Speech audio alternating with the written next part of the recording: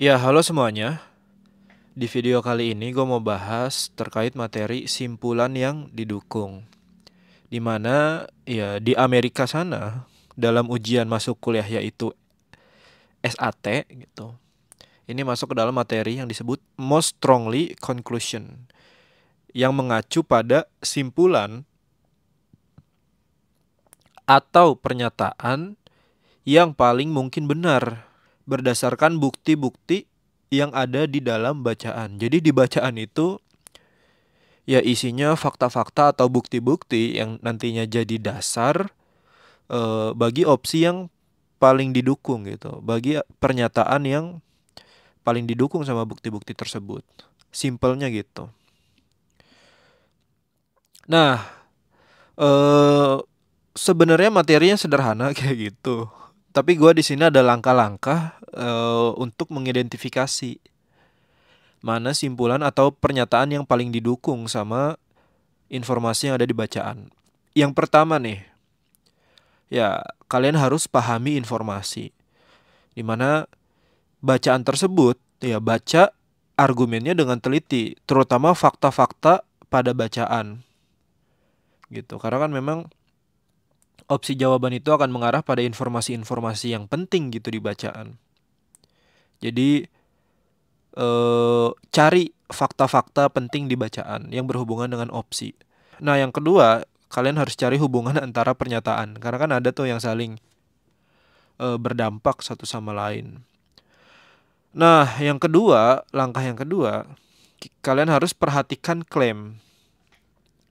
Pilihan yang salah itu biasanya nanti memiliki klaim yang terlalu kuat atau juga terlalu lemah.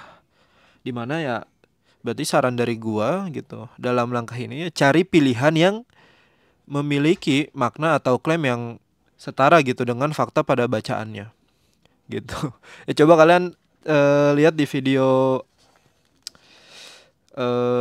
klaim gitu. Klaim yang sepadan. Di situ gue ngejelasin tuh gimana mencari klaim yang sepadan. Oke, misalnya nih, contoh klaim yang kuat gitu. Ada semua, seluruh gitu. Setiap, pasti, tidak pernah gitu dan lain-lain. Itu kan klaim yang kuat ya. Semua. Semua peserta di semua siswa di kelas A adalah siswa yang pintar, itu kan klaim yang kuat gitu.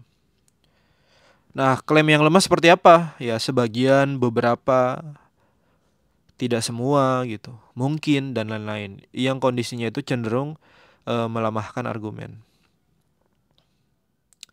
Gitu. Nah, di sini gue ada contoh nih. Penelitian terbaru menunjukkan bahwa peningkatan konsumsi buah dan sayuran oleh orang parubaya mengurangi kerentanan mereka terhadap stroke di tahun-tahun berikutnya. Para peneliti berspekulasi bahwa ini mungkin karena buah dan sayuran yang kaya akan asam folat. Kadar asam folat yang rendah terkait dengan kadar homocysteine yang tinggi, yaitu asam amino yang berkontribusi pada penyumbatan arteri. Manakah pernyataan berikut yang paling didukung oleh informasi di atas? Gitu. Nah, di sini kita bisa lihat bahwa yang pertama ya kita harus cari informasi penting di bacaan. Di sini ada beberapa informasi penting. Nah, yang pertama nih, dia ada di kalimat awal, di mana peningkatan konsumsi buah dan sayuran oleh orang paruh baya, orang tua berarti, mengurangi kerentanan mereka terhadap stroke di tahun-tahun berikutnya. Jadi orang-orang tua gitu, paruh baya, disaranin buat konsumsi buah dan sayuran. Ya biar resiko terkena stroke-nya berkurang lah gitu. Kemudian informasi penting kedua yaitu buah dan sayuran kaya akan asam folat. Gitu, dimana nah itu merujuk pada informasi penting ketiga. Nah, kadar asam folat yang rendah terkait dengan kadar homocysteine yang tinggi. Jadi kalau asam folat lu rendah, pengaruhnya ke kadar homocysteine jadi tinggi gitu. Jadi berbanding terbalik antara asam folat dengan homocysteine. Di mana ya Homocysteine yang tinggi itu dia adalah asam amino yang berkontribusi pada penyumbatan arteri. Jadi kalau lu kadar asam folatnya rendah, maka homocysteinnya tinggi. Nah, karena jika homocysteinnya tinggi, maka itu berkontribusi pada penyumbatan arteri. Mana sih yang paling didukung? Kita lihat opsi A. Peningkatan resiko stroke berhubungan dengan rendahnya tingkat homocysteine. Nah, ini yang salah adalah kalimat rendahnya gitu di belakang. Nggak sesuai. Kenapa? Karena ya resiko stroke itu kan akan meningkat ketika kadar homocysteinnya itu kan tinggi gitu. Di kalimat terakhir dijelasin. Penyumbatan arteri itu kan definisinya dia adalah stroke kan gitu. Stroke itu kan terjadinya penyumbatan arteri. Opsi B, penurunan resiko stroke. Jadi nggak berpotensi stroke. Itu berhubungan dengan peningkatan kadar asam folat gitu. Bener gak?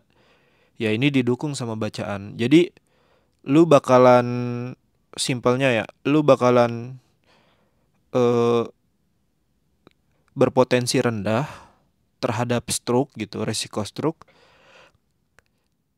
ketika ada peningkatan kadar asam folat gitu. Karena kan peningkatan asam folat itu nanti dampaknya ke kadar homocysteine yang rendah gitu.